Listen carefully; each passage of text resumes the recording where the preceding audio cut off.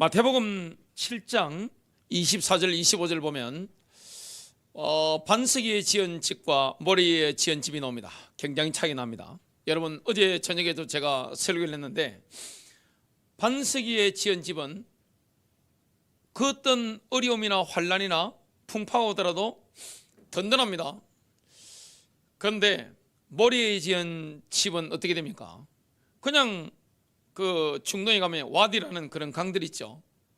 건기에는 비가 안 오니까 도로로 이렇게 쫙 활용이 되다가 우기에 비가 오면 그냥 확 밀려 내려옵니다.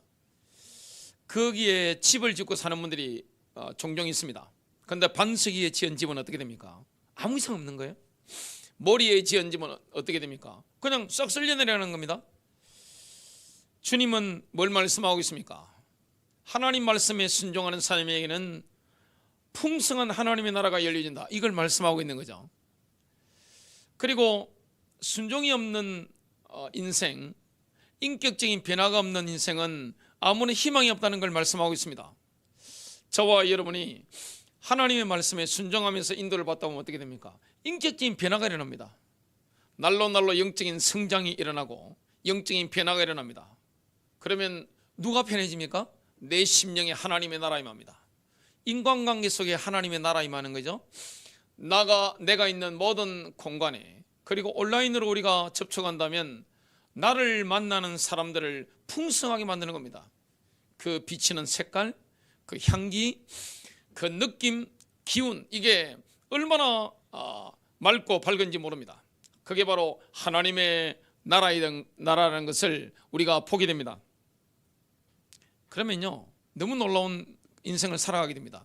선한목자교회 메시지를 열심히 듣고 인도받는 분들, 제가 간증을 여러 번 들어보니까 이런 고백을 했습니다.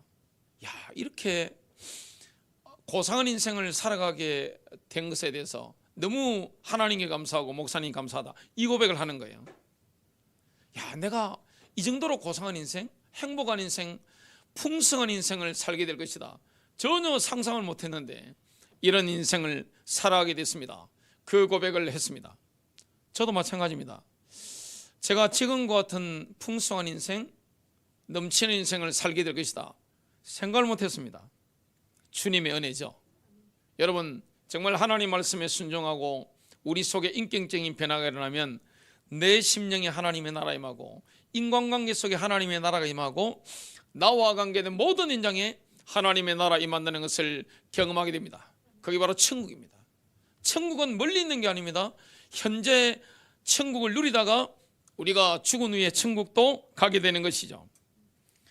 첫 번째로 본다면 예수님께서는 하나님의 왕국이 임하였음을 실감나게 보여주신 후에 팔복을 선포하셨습니다. 팔복이 얼마나 유명합니까? 팔복을 선포하기 전에 하나님 나라가 임했다는 것을 먼저 쫙 보여주신 거죠. 예수님께서 가장 먼저 선포하신 것은 그분의 삶 전체의 핵심 주제였습니다. 마태복음 4장 17절입니다. 이때부터 예수께서 비로소 전파하여 이르시되 회개하라, 천국이 가까이 왔느니라 하시더라. 천국이 가까이 온 겁니다. 하나님의 왕국이 가까이 온 겁니다. 하나님이 이 왕국으로 우리에게 다가온 거죠. 그리스도의 왕국이 다가온 겁니다. 예수님께서는 하나님의 왕국이 실현되는 행위로 그 메시지를 시연해 보여주신 겁니다. 하나님의 나라가 임했다, 천국에 가까이 왔다, 이걸 실제로 쫙 보여주신 거죠. 마태복음 4장 23절과 25절까지 예수께서 온 갈릴리에 두루 다니시며 그들을 해당해서 가르치시고, 예수님은 한 곳에 정착해서 목회하는 목회자가 아니셨습니다. 예수님은 순회 전도자셨죠. 순회를 하신 겁니다. 제자들과 함께 이렇게 마을로 도시로 이렇게 순회를 하면서 쫙 도시면서 전체의 제자들을 쫙 일으켜 세우신 거죠. 또 왕국 복음을 전파하시며 백성 가운데 모든 질병과 모든 허약함을 고쳐주시더라. 24절, 주의 명성이 온 시리아로 퍼져. 예수님께서 갈릴리 지방에서 주로 복음을 전하시는데, 그러니까 유대 땅보다 훨씬 넓은 시리아로 쫙 퍼져나간 거죠. 모든 병든 자, 곧 갖가지 질병과 통증으로 고통받는 자들, 마귀들에게 사로잡힌 자들, 정신병자들, 중풍병자들을 그에게 데려오니 그들을 고쳐주시느라. 예수님을 만난 자들에게 하나님의 나라가 임한 겁니다. 하나님의 나라가 임하는 곳에 질병이 막 떠나가는 거죠. 이걸 지금 보여주신 겁니다. 그냥 눈이 튀어나올 정도죠. 이걸 보여주니까 엄청난 반응들이 일어납니다. 25절, 그러자 갈릴리와 데가볼리와 예루살렘과 유대와 요단강 건너편으로부터 큰 무리가 주를 따르더라. 하나님 나라가 임하는 현장에 지금 사방에서 그냥 블랙홀처럼 사람을 빨아당기는 이런 일이 일어나게 된 겁니다. 과연 우리는 예수를 믿는데 행복한 인생을 살 수 있습니까? 과연 그럴까요? 여러분, 어떤 사람이 행복한 사람입니까? 과연 잘 살 수 있을까요? 우리가 다른 사람들과 잘 지내기 전에 내 안에서 잘 지내기가 쉽지 않습니다. 그리고 멀리 있는 사람들과는 잘 지냅니다. TV 보고 뭐 이렇게 못 먹어가지고 배가 불룩 나온 뭐 파리가 붙어있는 이런 아이들 보면서 눈물 흘리고 막 이렇게 돈 보내고 하는 거는 누구나 할 수 있는 거예요.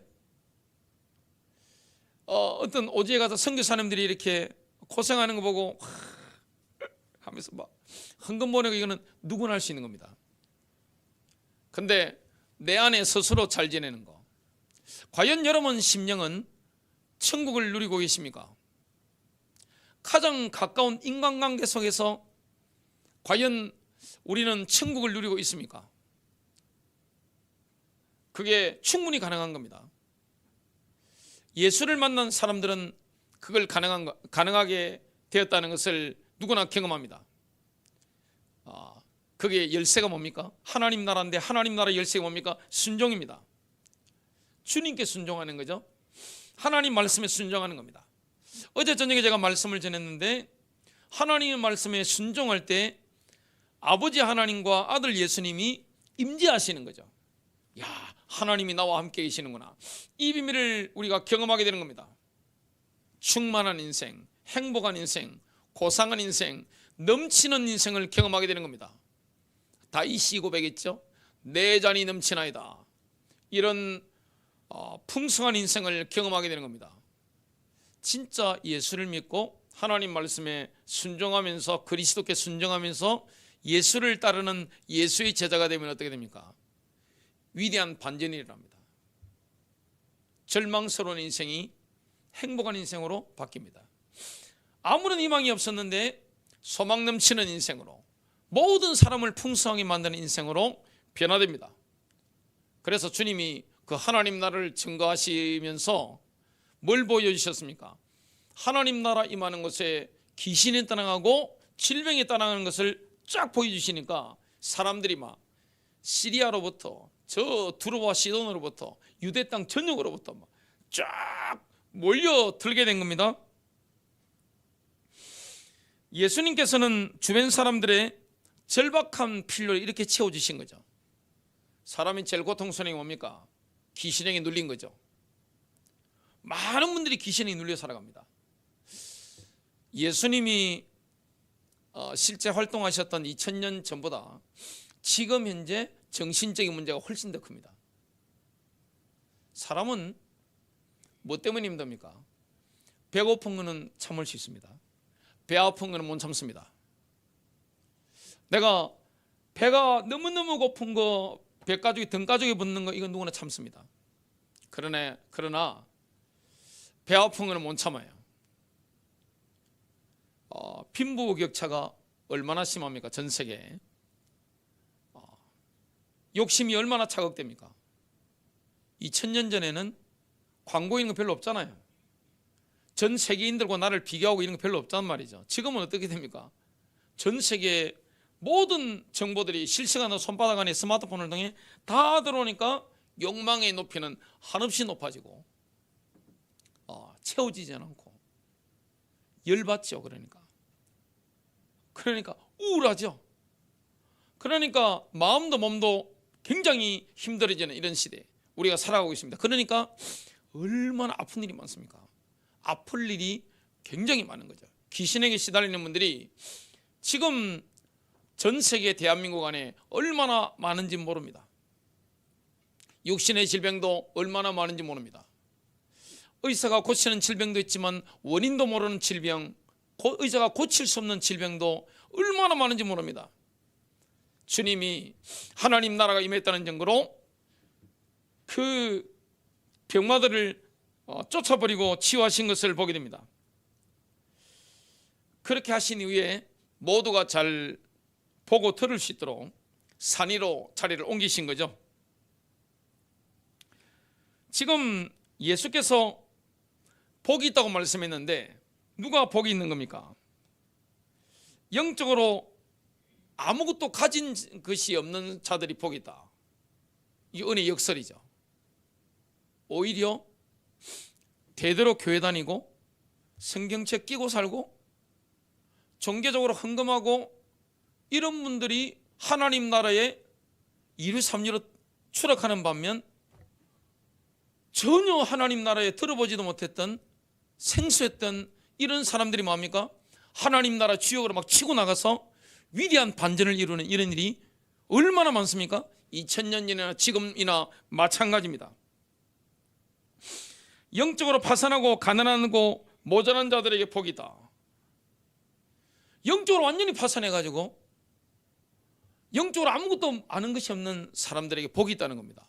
이런 사람들이 영적으로 위대한 반전을 경험하는 겁니다. 하나님 나라의 주인공으로 우뚝 서게 되는 겁니다. 영적인 거지가 복이다. 영적으로 아무것도 가진 것이 없는데 예수를 만나고 영적으로 충만한 인생을 사는 분들이 우리 주변에 얼마나 많습니까?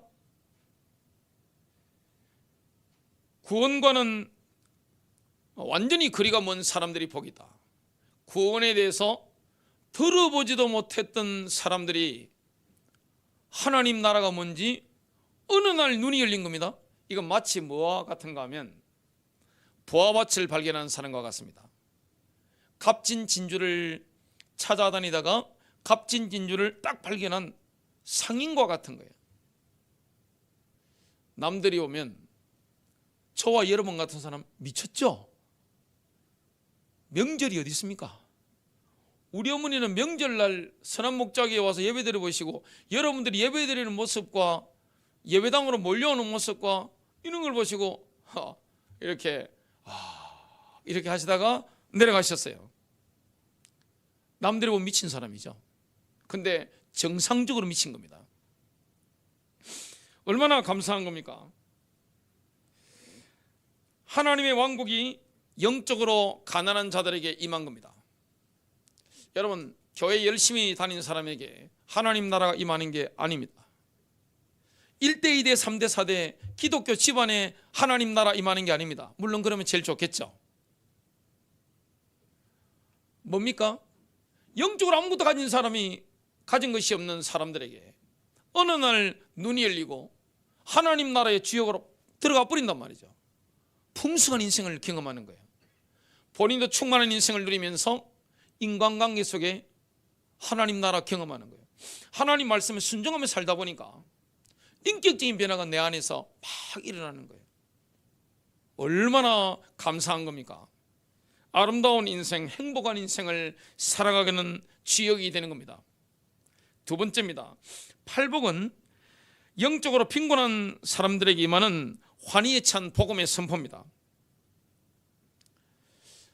산상 설교를 하셨던 현장이 팔복이 선포된 그 강단이 어디입니까? 바로 팔복산입니다. 조그만 언덕이에요. 산이라고 하는데 그냥 조그만 언덕입니다. 여기에 누가 몰려왔습니까? 팔복산에요. 사람들이 꽉 몰려들었는데 영적인 자격이 전혀 없는 사람들, 영적인 능력이라고는 전혀 없는 사람들이 막 몰려온 겁니다. 신기하죠? 영적으로 뭘 엄청난 자격을 가진 사람들, 영적인 스펙이 높은 사람들은 예수님을 외면했습니다. 그런데 영적인 자격 없는 사람들, 영적인 스펙이 없는 이런 사람들이요, 예수님이 팔복산에 이렇게 계시니까 꽉 모여든 겁니다. 야, 참 은혜의 역설이죠. 인간의 머리로는 이해가 안 되는 겁니다.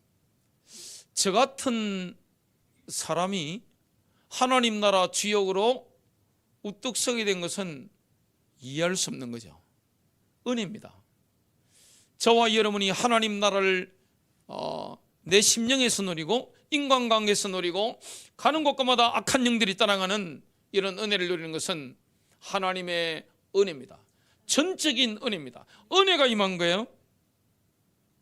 그러니까 영적으로 뭔 가진 사람들 있죠. 대제사장인 사람들, 서기관들, 바리새인들, 영적인 엘리트들, 지금으로 친다면 1대, 2대, 3대부터 쫙 예수 믿는 집안에 전부 다 목사 장로인 집안들, 이런 사람들이 다 예수님 뭐합니까? 다 밀어내버린 겁니다. 의의가 없죠. 이들이 예수님 주변에 몰려든 사람들을 뭐라고 여겼습니까? 율법을 모르는 사람들이다. 야, 저 인간들은, 성경을 모르는 사람들이야, 저주받은 놈들이야, 이런 이야기를 합니다. 요한복음 7장 49절입니다. 오직 율법을 알지 못하는 이 사람들은 저주받은 자들이로다. 아니, 어떻게 이럴 수가 있습니까? 하나님 나라 주역이 될 것이라고 수천 년 동안 기다렸던 대제사장, 서기관, 바리새인들, 성경을 통째로 암송하고 있던 그 유대인들이 하나님 나라 바깥으로 밀려나버린 거예요. 근데 성경도 모르고 예수도 모르고 하나님도 제대로 모르는 우상 숭배했던 이방인들이 지금 하나님 나라 주역으로 완전히 돌아와 버린 거예요. 참 이 하나님의 섭리라는 게 얼마나 놀랍습니까? 그러니까 뼈대 있는, 전통 있는 신앙인들의 가문에 있었던 이 사람들이 볼 때는, 야, 저 사람들은 성경도 모르는 놈들이 말이야, 저주받은 놈들이야, 이렇게 막 비난을 막 퍼붓는 거예요. 참 어이가 없는 일이 일어난 겁니다. 사복음서에 보면 하나님의 그 사역의 중심에 선 사람들이 어떤 사람들입니까? 사복음서에 보면 끊임없이 등장하는 사람들이 있습니다. 하나님 앞에 아무것도 내세울 것이 없는 사람들, 사람 앞에 그 어떤 것도 내세울 것이 없는 사람들이 계속해서 등장하면서 하나님 나라 주역으로 막 우뚝우뚝 막 서는 거예요.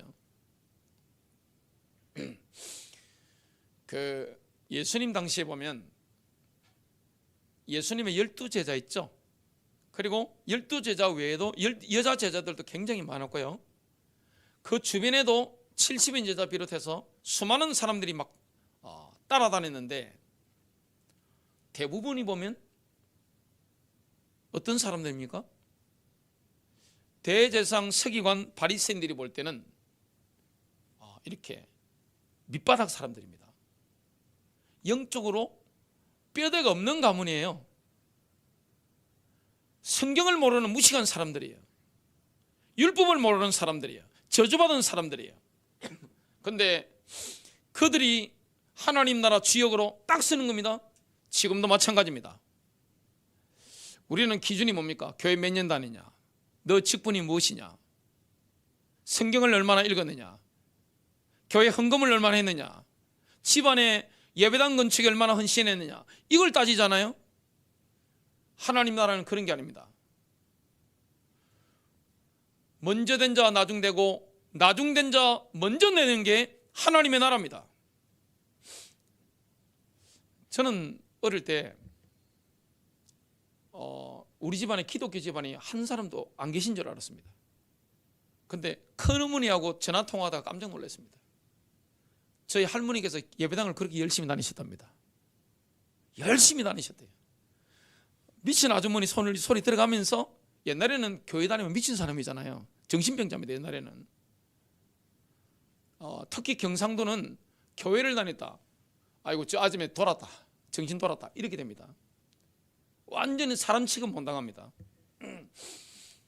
그리고 저희 큰어머니도 예배당을 열심히 다니셨더만요. 그걸 저희 아버지하고 저희 어머니께서 저한테 말씀을 안 해주신 거예요.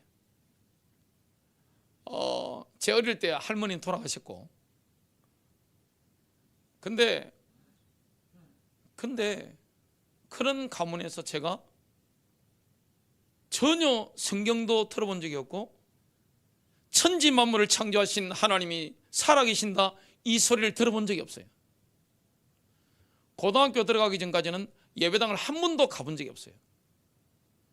제 동생들은 예배당을 성탄절 때 이런 때 열심히 갔습니다. 뭘 받아오더라고요. 그러면 제가 하는 말이 뭐냐, 거지냐? 받아먹게? 교회 다니지 말아야 할 이유 첫 번째, 두 번째, 세 번째 알아듣겠어? 정신교육을 하고 했던 접니다. 예수 믿는 사람은요 아주 싫었습니다. 근데 어느 날 친구 따라 교회를 가고 성경을 읽으면서 해답이 있다는 사실을 발견한 겁니다. 예수님이 그리스도시요 살아계신 하나님의 아들이심을 제가 발견한 겁니다. 그리고 그 주님을 인격적으로 만난 거예요. 그때부터 하나님 나라 주역이 된 겁니다. 풍성함을 누리고 있어요. 세상에서 가장 행복한 사람이 누구겠습니까? 접니다. 부러운 사람이 있겠어요? 저 부러운 사람이 없어요. 오늘 주님이 부른다 할지라도 할렐루야 하고 갑니다. 하나님 나라 주역은요, 먼저 된 자 나중되고 나중된 자 먼저 되는 겁니다. 뭐 교회 일 열심히 하고 뭐 헌금 많이 드리고 뭘 내가 예배당을 짓고 별 상관없는 거예요. 눈이 열린 사람 치고 들어가는 겁니다. 그들이 복이 있다고 말씀하는 거예요. 자, 주님은 그 어려운 사람들을 만지신 겁니다. 영적인 거지들을 만져주신 거예요. 천국이 그들에게 임한 겁니다. 복 있는 자들이 된 겁니다. 영혼육이 치유된 복 있는 자가 된 거죠. 그래서 이렇게 선포합니다. 마태복음 5장 3절부터 11절. 심령이 가난한 자는 복이 있나니 천국이 그들의 것이며, 애통하는 자는 복이 있나니 그들이 위로를 받을 것이며, 온유한 자는 복이 있나니 그들이 땅을 기업으로 받을 것이며, 의에 줄이고 목마른 자는 복이 있나니 그들이 배부를 것이며, 긍휼히 여기는 자는 복이 있나니 그들이 긍휼히 여김을 받을 것이며, 마음이 청결한 자는 복이 있나니 그들이 하나님을 볼 것이며, 화평하게 하는 자는 복이 있나니 그들이 하나님의 아들이라 일컬음을 받을 것이며, 의를 위하여 박해를 받는 자는 복이 있나니 천국이 그들의 것임이라. 예수님께서 지금 심령이 가난한 자들을 복이 있다 말씀하신 겁니다. 그건요, 자격이 될 만한 조건을 갖추고 있어서가 아닙니다.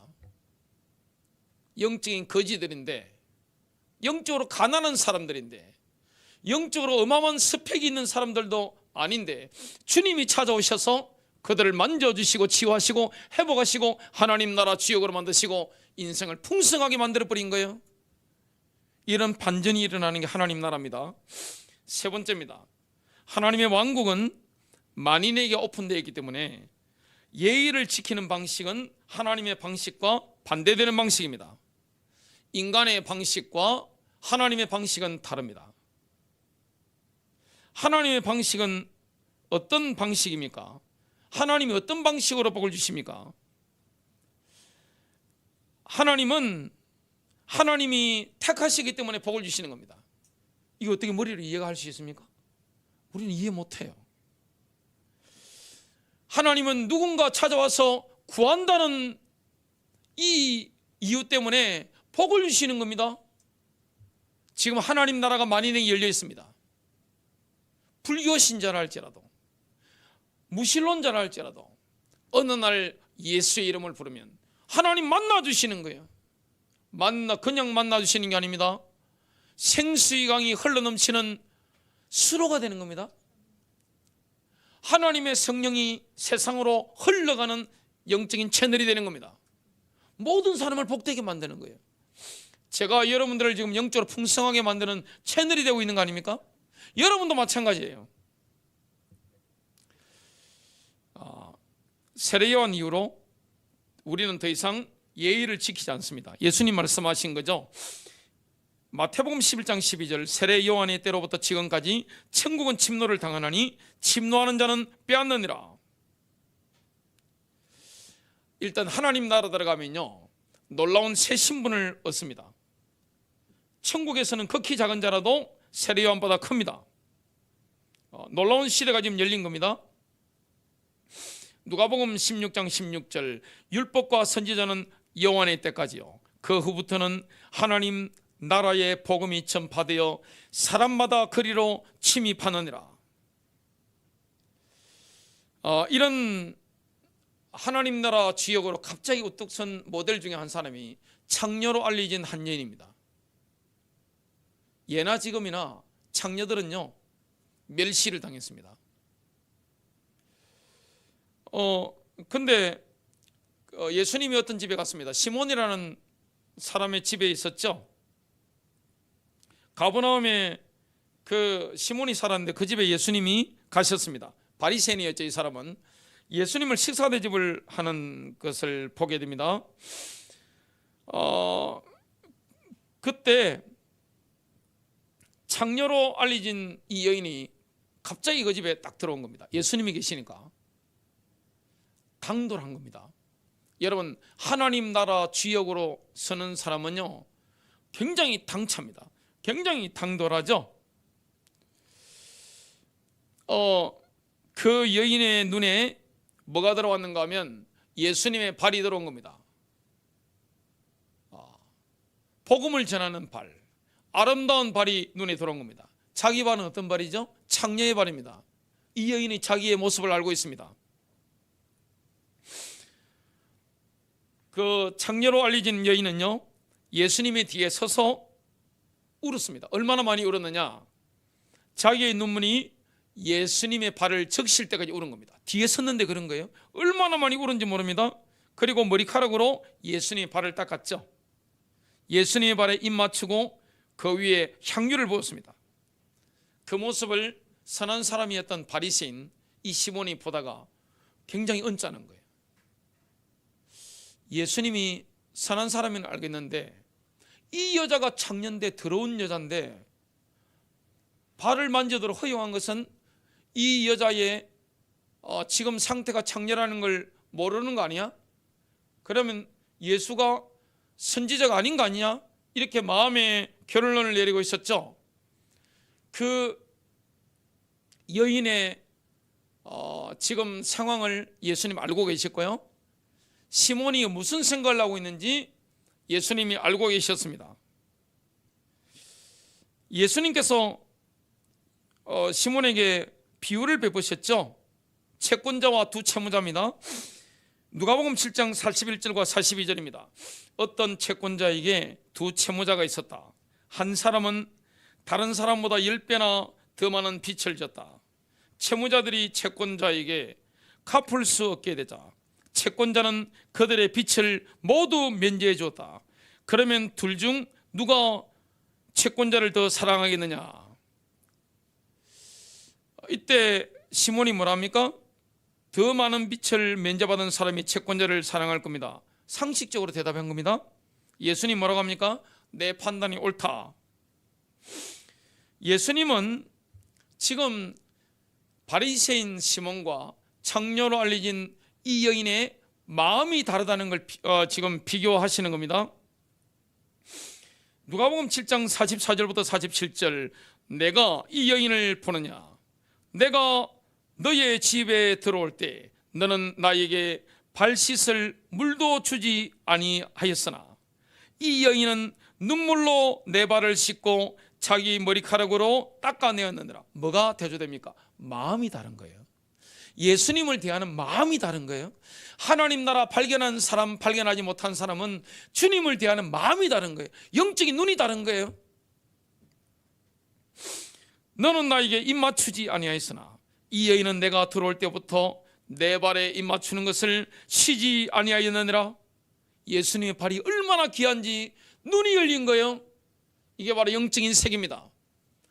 여러분, 교회를 오니 다닌다고 해서, 직분을 가졌다고 해서 내가 우리 집안이 1대 2대 3대 4대 이렇게 기독교 집안이라고 해서 하나님 나라 주역으로서 받는 거 아닙니다.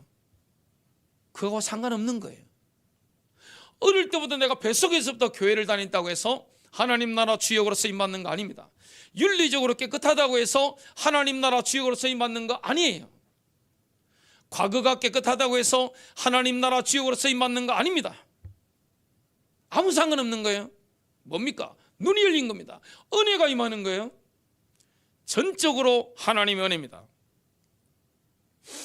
46절 다시 읽습니다. 너는 내게 기름도 붓지 아니하였으나 이 여인은 내 발에 향유를 부었느니라. 향유가 얼마나 비싼 겁니까? 전 재산을 예수님 발에 갖다 부은 겁니다. 교회 보면요, 누가 헌신합니까? 누가 예배드립니까? 누가 헌금합니까? 누가 복음 전합니까? 누가 성도들을 섬깁니까? 윤리적으로 깨끗한 사람? 아니에요. 돈 많은 사람? 아니에요. 교회 오래 다닌 사람? 아니라니까요. 3대 4대 예수 믿은 집안 그런 거 아니에요. 아무 상관없습니다. 은혜 받은 사람이에요. 그리고 설교 많이 듣는 사람 아니에요. 성경 지식 많이 아는 사람 아니라고요. 누굽니까? 하나님의 말씀에 순종하다 보니까 내 속에 인격적인 변화가 일어난 거예요. 성품적인 변화가 일어난 거예요. 야, 나를 이렇게 행복하게 만드신 예수, 내 인생을, 나의 공동체를 이렇게 행복하게 만든 예수 그리스도, 그분께 모든 걸 바치는 거예요. 교회가 귀한 줄 아니까 헌신하는 거예요. 예수님이 존귀한 줄 아니까 성도들을 섬길 줄 아는 거예요. 이게 바로 은혜입니다. 은혜 받은 사람이 하나님 나라 주역으로 서게 되는 겁니다. 47절, 그러므로 내가 너희에게 말하노니 그 여인의 많은 죄들이 용서받았느니라. 이는 그 여인이 많이 사랑함이라. 누가 예수를 사랑합니까? 윤리적으로 깨끗했던 사람? 그거 아니에요. 복음을 제가 수십 년 동안 전했습니다. 내가 좀 괜찮은 사람이야, 나는 가문도 괜찮고 한국 사회에서 내 정도 되면, 우리 집안 정도 되면 괜찮은 사람이야, 대부분 다 지옥 가는 걸 봤습니다. 예수 못 믿어요. 교회 다니면서 집사, 안수집사, 권사, 전도사, 목사, 장로 돼도 예수를 못 믿는 걸 봤습니다. 예수 못 믿어요. 얼마나 이기적인 자입니까? 얼마나 위선적인 자입니까? 속 사람 안 바뀝니다.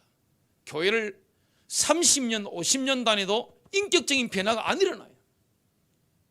죽을 때 되면 누가 올까요? 흰옷 입은 천사가 올까요? 아니면 시커먼 존재가 왔을 때 안 간다 하면서 손에 피가 나도록 벽을 끌까요?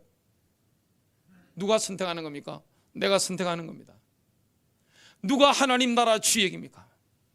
누가 이 땅에 하나님 나라의 존귀한 자로 쓰임받습니까? 저는 하나님께 그렇게 기도했습니다. 하나님, 저는 딴 걸 원하지 않습니다.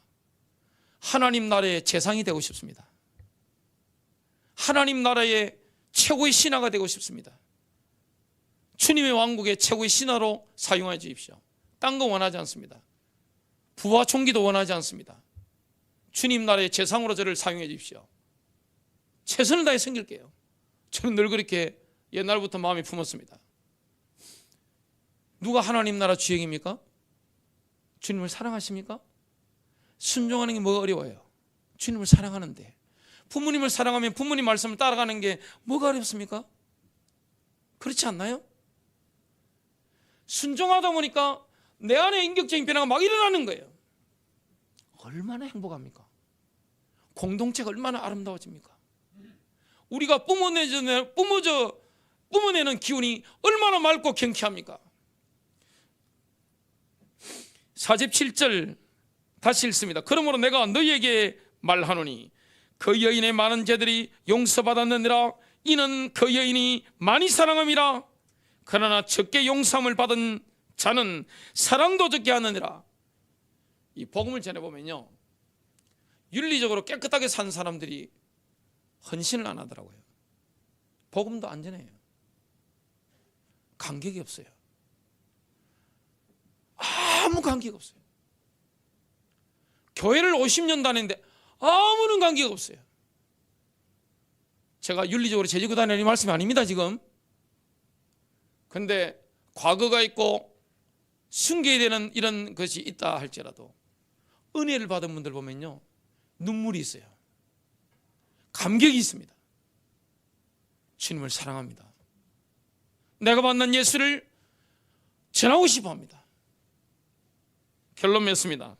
산상수훈은요, 오늘을 위해 적용되는 메시지입니다. 오늘의 메시지입니다. 여러분 승리하시기를 주님의 이름으로 축복합니다.